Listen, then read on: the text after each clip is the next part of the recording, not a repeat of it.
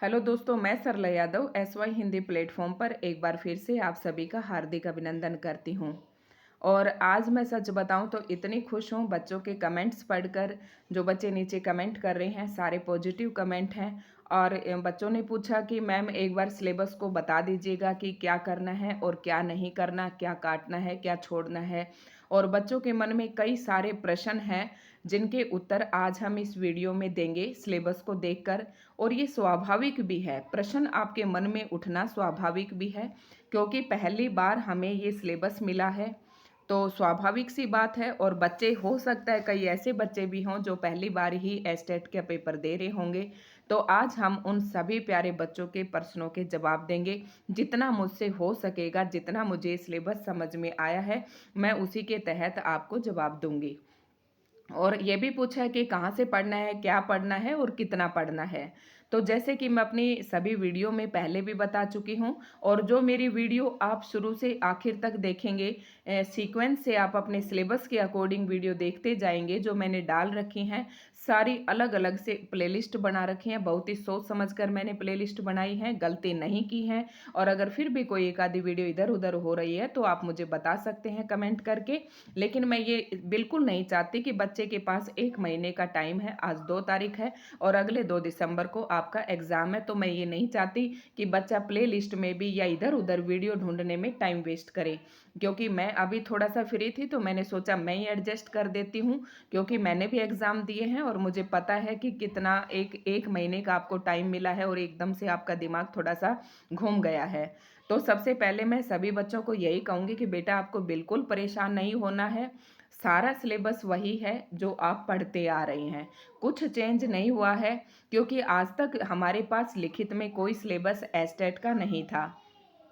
हम जो यूट्यूबर्स, मैं और जैसे कि और भी पढ़ा रहे हैं, मैं ये नहीं कहती कि मैं ही अकेली पढ़ा रही हूँ। तो मैं तो अपना एक्सपीरियंस आपके साथ, मैंने एक वीडियो पहले भी बना रखी है, और कि मैंने किस तरीके किस रणनीति से 4 बार एस्टेट पास किया। तो उस वीडियो में मैंने काफ़ी बताया था और ज़्यादातर बच्चों ने उस वीडियो को पसंद भी किया और उनसे कुछ समझा भी। तो मैंने तो अपना सिलेबस प्रीवियस ईयर के जो क्वेश्चन पेपर थे एस्टेट के, उनको देखकर मैंने खुद से अपना सिलेबस बना रखा था। उसी के आधार पर मैंने अपने चैनल पर पढ़ाना शुरू कर रखा था। और तब तक तो बच्चों ने किसी ने वीडियो देखी नहीं, और अब जब सिलेबस आ गया तब एकदम से उतावले हो रहे हैं कि हम कैसे करें। तो बेटा, मैंने वीडियो में पहले भी बताया था कि 1 महीने में तैयारी करने में थोड़ा सा आपके लिए मुश्किल हो जाएगा। कम से कम आपको 5-6 महीने या 3-4 महीने पहले तो आपको तैयारी करने के लिए लगना ही लगना था। तो अब खैर कोई बात नहीं, अगर किसी की कैपेसिटी होगी तो बहुत ज़्यादा नहीं है। 6th 7th और 6th क्लास की पूरी आप 1-2 दिन में पढ़ सकते हो। 7th क्लास की जो है वो भी आप 1-2 दिन में पढ़ सकते हो। पहले मैं यही बातें बता रही हूँ, फिर और 8th क्लास की बुक है वो भी आप 2 दिन में पढ़ सकते हो। उसके बाद आप 15 दिन के लिए कम से कम आप अपना डिसाइड कर लिए कि हिंदी लिटरेचर, क्योंकि बेटा 60 नंबर का हिंदी साहित्य आपके एग्जाम में आएगा। और जब तक आप उसमें 40 या 45 प्लस मार्क्स नहीं लेते हैं तो थोड़ा सा आपके लिए टफ हो जाएगा। मैं सच बता रही हूँ, मैंने जितने भी अपने एस्टेट क्वालिफाई किए, मैंने सिर्फ अपना सब्जेक्ट पढ़ा। सब्जेक्ट पे के बेस पे मैंने 60 में से मैंने 45 और कभी 44 आए, इतने लिए। और जो 15 नंबर की हिंदी थी उसमें मैंने 15 में से 13 लिए। तो आप लगाइए 45, 10, 55 और 3 58, यानी कि 57-58 नंबर मैंने इसी में ले लिए। लगभग 60 के नियर बाई हम पहुंच गए। और 30 नंबर या कितने बच गए आपके पास, देखो 30 नंबर लेने, 90 में से 30 नंबर लेने आपके लिए बहुत ही आसान हो जाएंगे। तो ये मेरी रणनीति थी और ये रणनीति मैं पहले भी बच्चों को बता चुकी हूँ। तो आप भी अगर कोई चाहता है तो इस तरीके ना, मैंने कभी हरियाणा जी के वैसे ही कभी पढ़ी थी किसी टाइम, जब पढ़ी थी 2-4 साल पहले।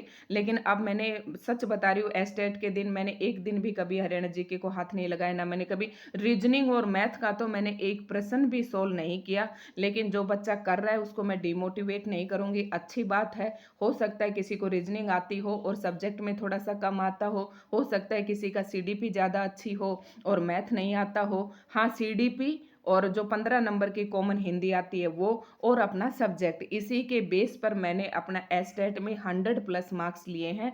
और किस प्रकार से, जैसे कि अब नेगेटिव मार्किंग तो है नहीं, आप रीजनिंग और मैथ में और इंग्लिश में भाई इंग्लिश को आप अगर सेंटेंस पढ़कर लगाओगे तो मैं ये कहती हूँ 10-11 नंबर इजीली आ जाते हैं। सेंटेंस को बार बार पढ़ो, ऑप्शनों को पुट कर करके देखो। ये मेरी तो यही ट्रिक थी, तो क्योंकि इंग्लिश भी मेरी ठीक ठाक थी, इतनी वीक नहीं थी, तो 10-11 नंबर उसमें आ जाते थे।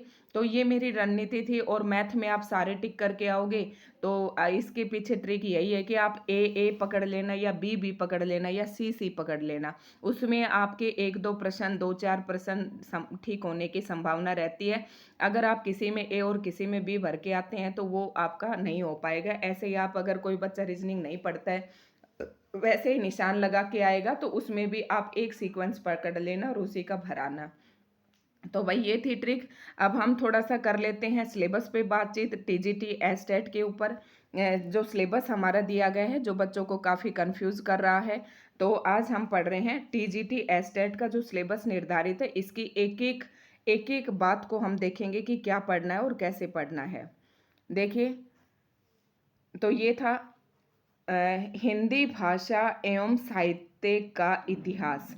हिंदी भाषा, तो किसके बारे में पढ़ना? हिंदी भाषा एवं साहित्य का इतिहास। इसके अंतर्गत आपको क्या क्या पढ़ना है? ये आपका पहले ही पाठ का नाम है, हिंदी भाषा एवं साहित्य का इतिहास। इससे आपको कंफ्यूज नहीं होना है। इसके अंदर आपको क्या पढ़ना है? भाषा के विविध रूप एवं संवैधानिक स्थिति।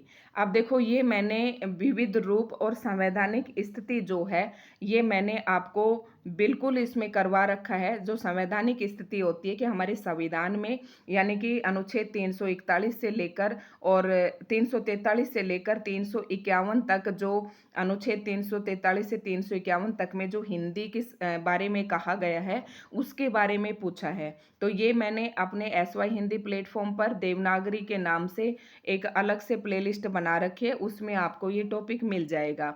ठीक है। और भाषा के विविध रूप, इसके बारे में तो खैर मैंने अभी नहीं बताया है, लेकिन मैं बता दूंगी इसके। ठीक है। भाषा के विविध रूप कौन कौन से होते हैं? अरे, भाषा के विविध रूप वो होते हैं उर्दू, दक्षिणी हिंदी, और आपकी राष्ट्रभाषा, मानक भाषा, तो शायद यही है, और मैं देख कर कंफर्म करके आपको बता दूंगी। ठीक है। तो ये बाकी ये मैंने सारा डाल रखा है आपको कि संवैधानिक स्थिति की मैंने वीडियो बना रखी है। अब आता है हिंदी भाषा का इतिहास, कि हिंदी की जो शुरुआत है कैसे कैसे हुई, तो इसका भी मैंने हिंदी भाषा का उद्भव एवं विकास के नाम से मैंने ये पूरी वीडियो बना रखी है। उस पे आप देख सकते हो, देवनागरी उसमें जाकर देवनागरी लिपि का इतिहास बताना है। फिर देवनागरी लिपि कहाँ से कहाँ तक आई, जैसे कि ये संस्कृत आई, फिर पाली, ये सारा इसी में आ जाता है। सारा लगभग ये इसी में आ जाता है कि संस्कृत से बनी हमारी पाली, और पाली से बनी प्राकृत। सबसे पहले हमारी संस्कृत आई, संस्कृत के बाद पाली, पाली के बाद प्राकृत, और प्राकृत के बाद अपभ्रंश, और अपभ्रंश से हमारी हिंदी का प्रादुर्भाव हुआ। तो ये हमारी हिंदी का इतिहास है। और कितने कठिन उसके बाद भी हिंदी ने अपना स्थान नहीं पाया है।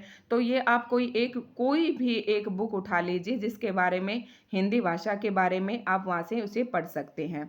वैज्ञानिकता क्या है, इसके ऊपर मैंने आपको एक वीडियो बना के दे रखी है, और उसकी विशेषताएं, ये मैंने सेम टू सेम, ये आपका सिलेबस आने के बाद मैंने वीडियो अपलोड की है, आप देख सकते हैं।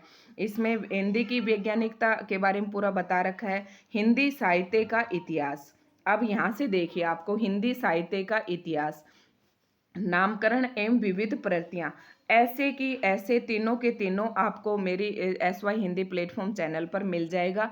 नामकरण, हिंदी साहित्य का इतिहास का नामकरण अलग अलग कवियों ने अलग अलग तरीके से किया, और जो उनकी यानी कि रामचंद्र हजारी प्रसाद द्विवेदी जी ने क्या प्रवृत्तियां बताई है, रामचंद्र शुक्ल जी ने क्या प्रवृत्तियां बताई है, फुल डिटेल से मैंने ये अपने चैनल पर, यानी कि आपका जो ए भाग है, ये मैंने संपूर्ण करवा रखा है। तो आपको ये पढ़ना, इसमें कंफ्यूज नहीं होना है। आगे है माध्यमिक स्तरीय एवं पाठ्यक्रम में संकलित रचनाओं की जानकारी। बी भाग में आता है कि आपको 6 से 8 तक का जो एनसीईआरटी का जो सिलेबस है आपका, यानी कि माध्यमिक होता है 6 to 8 तक का, जो पाठ्यक्रम आपको दिया गया है उसमें पढ़ना है। क्या क्या पढ़ना है आपको? तो बसंत भाग 1, 2 और 3 में संकलित गद्य एवं पद रचनाओं पर आधारित प्रश्न, मतलब बसंत मैं कई बार वीडियो में बता चुकी, बसंत भाग एक जो 6th क्लास की, मैं ये नहीं कह रही कि मैं आपको बताऊंगी नहीं, मेरी वीडियो से ही आप पढ़ें। लेकिन कोई बच्चा और फास्ट तरीके से पढ़ना चाहता है तो वो अपनी बुक ले उठाएं, 6th क्लास की एनसीईआरटी की, और 7th की उठाएं और 8th की उठाएं। तो बसंत भाग एक 6th की है, बसंत भाग दो आपकी 7th की है, और बसंत भाग तीन 8th क्लास की है। उसमें आपको लेसन मिलेंगे, जैसे कि अगर बसंत भाग एक की बात करें उसमें 17 अध्याय हैं, तो 17 अध्याय में से कम 6-7 हो सकता है कविताएं हो। तो कविताओं को तो क्या बोलते हैं, पद रचनाएं बोलते हैं। और उसके बाद जो आपके 8-10 लेसन रह गए उनमें क्या है, वो आपके गद्य रचनाएं होंगे। गद्य के अंदर आपके कहानी, नाटक, उपन्यास ये आ जाते हैं। अब ये डिसाइड करता है कि बसंत भाग एक में क्या दिया हुआ है गद्य के अंदर, ठीक है। तो यानी कि बसंत भाग एक के अंदर जो गद्य और पद यानी कि टोटल जो अध्याय 17 ही हैं वो ही आपको पढ़ने हैं, ठीक है। अब ये भी नहीं कि आप उनको बहुत ज्यादा रटने में लगे रहोगे। देखो उसमें क्या है, गद्य पद रचनाओं पर आधारित प्रश्न, पाठ्यक्रम में संकलित कविताओं के भाव। अब आपको पाठ्यक्रम में यानी कि बसंत भाग एक में, जैसे कि मैंने पहले ही कविता पढ़ाई चिड़िया को, वो था वह जो चिड़िया, वो पढ़ाई। तो उस कविता का आपको भावार्थ पता होना चाहिए, भाषा शैली पता होना चाहिए, और क्या है, भाषा शैली पक्ष पर आधारित प्रश्न, ठीक है। तो कविताओं का तो आपको क्या पता होना चाहिए, भाव और भाषा शैली पता होना चाहिए। फिर भी हो सकता है कोई ऑब्जेक्टिव क्वेश्चन पूछ ले कविता के अंदर से, तो आपको कविता की एक बार रीडिंग भी ले लेनी है। और मैंने बहुत अच्छे से सरलार्थ के साथ पढ़ा रखे, एक एक प्रश्न संभावित जहाँ पर भी है मैंने पढ़ाते वक्त बताया है। पाठ्यक्रम में संकलित गद्य रचनाओं और उनके विविध पक्षों के ज्ञान। अब आती है बात, जैसे कि हम बसंत एक की ही बात कर रहे हैं, तो उसमें ये तो कविता की बात होगी, कविता में आपको भाव एवं भाषा शैली पता होना चाहिए। और जो गद्य रचनाएं हैं आपकी उसी के अंदर 17 अध्याय के अंदर, यानी कि बसंत बाद एक में कितने अध्याय हैं, 17। तो 17 में जो कविताएं हैं उनकी तो आपको भाषा शैली एवं भावार्थ पता होना चाहिए। और जो गद्य बच गए आपके, उनके रचनाओं के विविध पक्षों के ज्ञान पर आधारित प्रश्न, पाठ्यक्रम में आए पर्यायवाची, विलोम एवं अनेकार्थक शब्दों के साथ साथ वाक्यांशों के लिए एक शब्द से संबंधित प्रश्न। अब ये हो सकता है, देखो अब हम क्या करते थे, ये सारे टॉपिक तो हम पढ़ते थे, लेकिन हम किसके अंदर पढ़ते थे, हिंदी व्याकरण के अंदर पढ़ते थे। अब भाई जब इसने सिलेबस दे दिया तो ये हो सकता है कि हिंदी व्याकरण की जो बुक है उसमें से न उठाकर ये भाई पाठ में से उठा ले। तो आपको पाठ को ध्यान से पढ़ना है।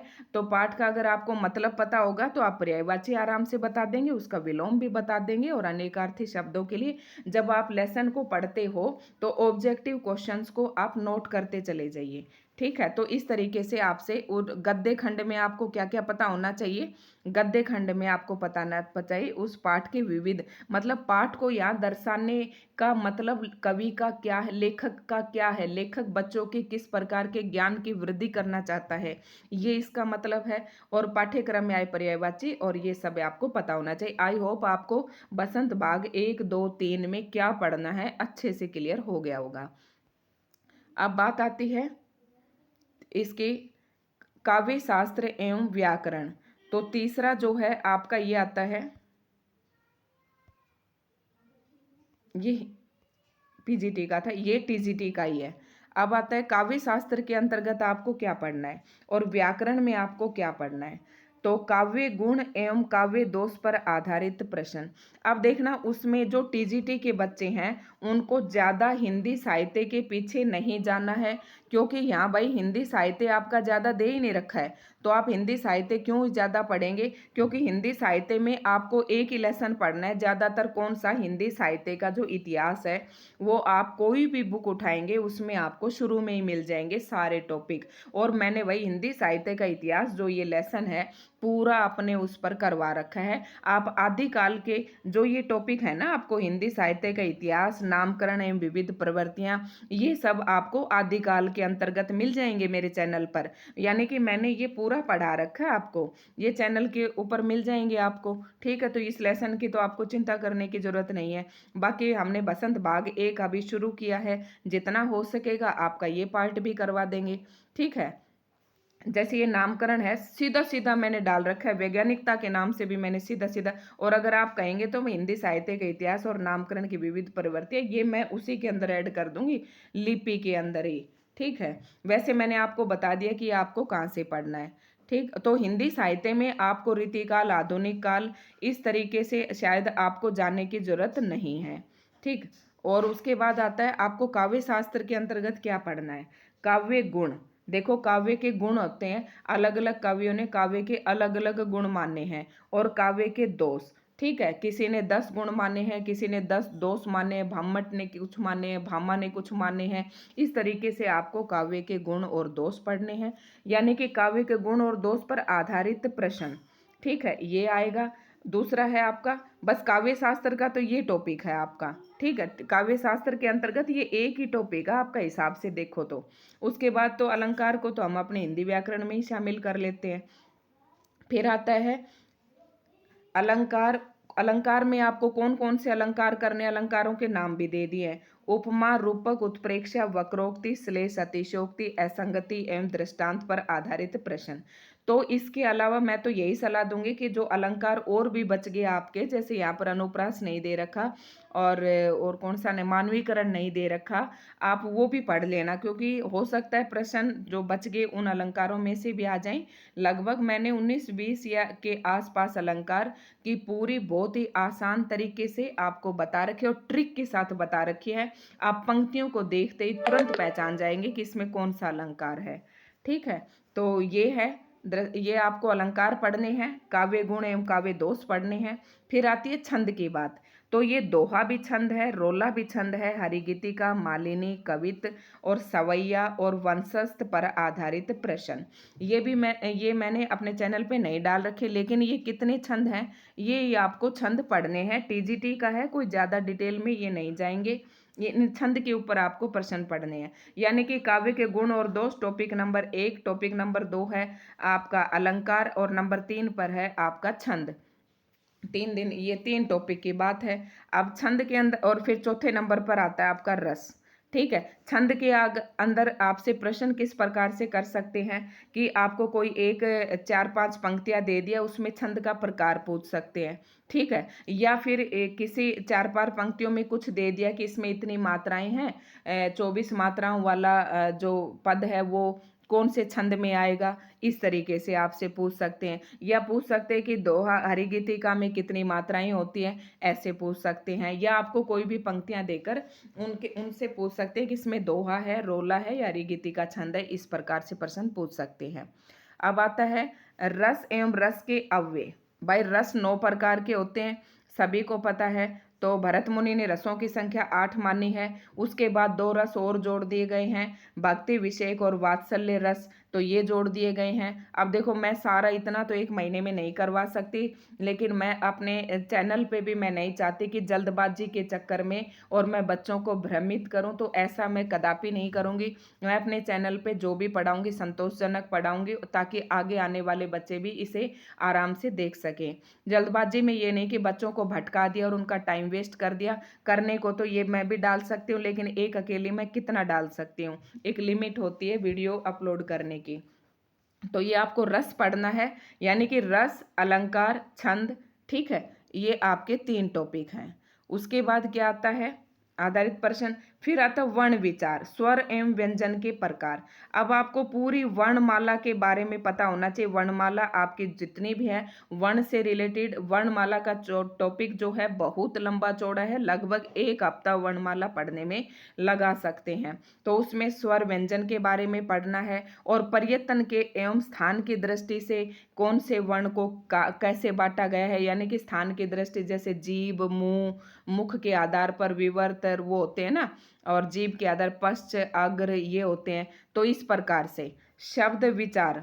फिर आप देखो वर्ण के बारे में तो ये था, क्योंकि वर्ण विचार के बारे में आपको पूरा पढ़ना है, भले ही इसने यहाँ पर 2 अक्षर दिए हो, तो वर्णों के बारे में आपको सब कुछ पता होना चाहिए।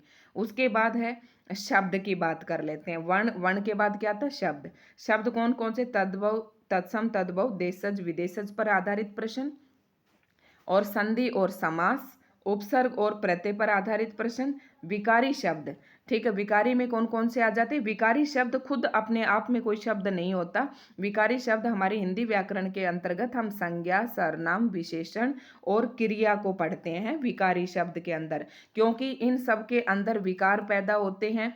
ठीक है, तो ये तो है विकारी, और हमें साथ ही क्या पढ़ना है, अविकारी शब्द भी पढ़ना है। फिर अविकारी शब्द के कितने भेद होते हैं, 4 भेद होते हैं, क्रिया विशेषण, संबंध सूचक, समुच्चय बोधक एवं विस्मयादि बोधक। तो ये अविकारी के 4 भेद पढ़ने, भाई संज्ञा पूरी पढ़नी है आपको, सर्वनाम पूरा पढ़ना है, विशेषण पढ़ना है और क्रिया पढ़नी है। ठीक है, अब उसके बाद वर्ण पढ़ लिया, फिर शब्द पढ़ लिया, फिर विकारी और अविकारी पढ़ लिया। उसके बाद हम पढ़ेंगे वाक्य एवं पद विचार पर आधारित शुद्ध वाक्यों की पहचान, यानी कि वाक्यों का शुद्धिकरण पढ़ना है हमें, और वाक्य के बारे में पढ़ना है। वाक्य होते हैं सरल, संयुक्त, मिश्र। और पद विचार क्या होते हैं, जैसे कि मैंने लिखा कि मोहन मोहन खाता है, मोहन खाता है। अब अगर इसकी बात करें तो ये भी एक पद है और ये भी एक पद है और ये भी एक पद है। जब शब्द होते हैं वो वाक्य में जब प्रयोग होने लग जाते हैं तो वो पद कहलाते हैं। ठीक है, तो पद परिचय आपको बताना है। यहाँ पर मोहन क्या है, जैसे व्यक्तिवाचक है। ठीक है, इस तरीके से व्यक्तिवाचक है और पुल्लिंग है और एक वचन है। इस तरीके से आपको पद पर आधारित भी आपसे प्रश्न पूछ सकते हैं।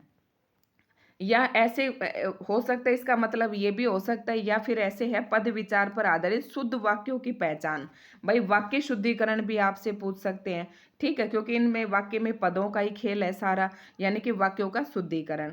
मुहावरे एवं लोकोक्तियां, फिर मुहावरे लोकोक्तियां पढ़ने हैं। शुद्ध शब्द वर्तनी पर आधारित, यानी कि आपको शब्द बता दे देंगे कि वर्तनी की दृष्टि से कौन सा शुद्ध है और कौन सा अशुद्ध है। तो इसमें तो कोई आपको दोहराया ही नहीं कि इसमें आपको कुछ समझ में ना आए और क्या छोड़ना है और क्या नहीं।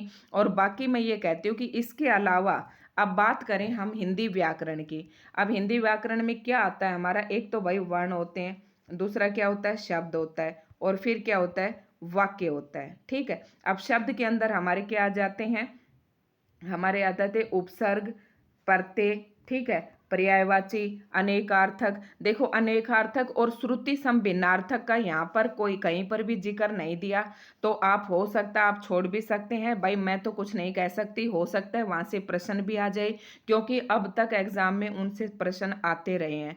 तो मैं तो यही कहूंगी कि जब आपका ये सिलेबस पूरा हो जाए तो उसके बाद आप उन्हें पढ़ लेना जरूर। उपसर्ग, प्रत्यय, संधि, समास, ये तो मेंशन कर ही दिए इसमें। उसके बाद आते हैं शब्द में पर्यायवाची आते हैं, विलोम आते हैं। ये यहाँ पर इन्होंने क्यों नहीं दिया, मैं बता रही हूँ आपका रीजन इसके पीछे। जैसे अनेक शब्दों के लिए एक शब्द, विलोम और पर्यायवाची यहाँ नहीं दिए, क्यों, क्योंकि ये आपको कहाँ दे दिए, इसने ये चीज दे दी। आप ये मत सोचना कि हमारे उसमें आए नहीं है, ये दे दिए यहाँ पर सारे। तो कुछ भी आपका नहीं छूटा है, हिंदी व्याकरण में से कुछ भी नहीं छूटा है, वो सारा ही आपको पढ़ना है। अब आपको काव्य शास्त्र में बहुत ज़्यादा डीप नहीं जाना है, ना ही आपको पाश्चात्य शास्त्र पढ़ना है, टीजीटी में कभी नहीं पूछते हैं। बस ये काव्य गुण और दोष यही पढ़ने हैं आपको। ठीक है, तो आई होप मैंने तो बहुत अच्छे से एक एक अक्षर करके आपको बता दिया है। आप पढ़ लेना। और जितना हमारे चैनल के अगर आप विजिट करना चाहते हैं तो अलग अलग मैंने प्लेलिस्ट बना रखी है, बहुत हिसाब किताब से आपके सिलेबस के अकॉर्डिंग मैं पढ़ा रही हूँ। और मेरा स्पेशल टारगेट चैनल पर एस्टेट के लिए ही पढ़ाना था, क्योंकि हमारे हरियाणा के जो बच्चे हैं इधर, इनको जो लिटरेचर हिंदी का पढ़ाने के लिए कम ही टीचर थोड़ा मिल पाते हैं, परेशान होते हैं बच्चे। तो मैंने सोचा कि मैं भी अपने चैनल पर ये शुरू कर देती हूँ पढ़ाना। तो आप जितना हो सके वो अपना उस पर आपको जो मिलता है आप एक बार विजिट जरूर करें चैनल पर, और प्लेलिस्ट में जाकर देखें। तो मैं कह रही हूँ ना और जो मेरे चैनल पे वो मैंने आपको बता भी दिया, अलंकार मैंने पूरा पढ़ा रखा है। और आपको इसमें तो मैंने अलंकार पढ़ा रखे हैं, समास पढ़ा रखे हैं। और आप देख लेना एक आधा टॉपिक, जैसे श्रुति संभिन्नार्थक है, विलोम शब्द है, ये भी करवा रखे हैं। और ओल्ड प्रीवियस ईयर के क्वेश्चन पेपर भी पड़े हुए हैं, वो भी आप देख सकते हैं। और हिंदी साहित्य का इतिहास वाला जो ये चीज़ है, ये आपको हमारी प्लेलिस्ट पे सारा मिल जाएगा। ये पार्ट आप पूरा करने के लिए आप देवनागरी लिपि से प्लेलिस्ट बनी है, उस पर विजिट करना है और आदिकाल पर विजिट करना है, ये आपको सारा मिल जाएगा वहाँ पर। और ये मैंने अलग से प्लेलिस्ट बना रखी है, अभी शुरू की है। और मैं पाठ में जो चीज़ें आती जा रही, कविताओं का मैंने सब कुछ बताया है, जितनी अब तक पढ़ाई है, तो आप देख लेना। तो भाई मुझे जितना आया समझ में मैंने वो आपको सारा बता दिया है। अब शायद किसी का एक भी डाउट नहीं बचना चाहिए। ठीक है, बाकी अब तो बस मात्र 1 महीना ही रह गया, 1 भी नहीं कह सकते, 2 तारीख को इस टाइम तक तो आपका पीजीटी का पेपर हो चुका होगा, ये टीजीटी का है, यानी कि आपके पास 1 महीना तो है। तो दोस्तों अगर आपको ये वीडियो हमारी पसंद आए तो मैंने कमेंट को देखकर ही ये वीडियो बनाई है कि बच्चे सच में सस्पेंस में हैं, उन्हें समझ ही ना आ रहा है कि हमें क्या छोड़ना है और क्या पढ़ना है। तो मैंने आपको ये सारा बता दिया कि हिंदी व्याकरण में कभी ये सोचो ये छोड़ दें, ये छोड़ दें, भाई कहीं भी नहीं है कुछ भी छोड़ने वाला इसमें। ठीक है, तो अपना ये पढ़ लेना। और यही हमारे हिंदी व्याकरण इन्होंने पूरा दे दिया, वो टॉपिक इधर नहीं दिए थे वो इधर दे दिए। ठीक है, तो भाई वीडियो अगर आपको पसंद आए तो, और अगर चैनल पर आप नए हैं तो चैनल को प्लीज़ सब्सक्राइब ज़रूर करके जाना, और लाइक शेयर वीडियो को ज़रूर करना। काफ़ी वैसे बच्चों ने, मैंने सिलेबस की पहले भी डाली थी, उसमें काफ़ी बताया है बच्चों ने, काफ़ी अच्छा वीडियो को लाइक शेयर किया है और कमेंट भी किए हैं। तो आपका बहुत बहुत धन्यवाद।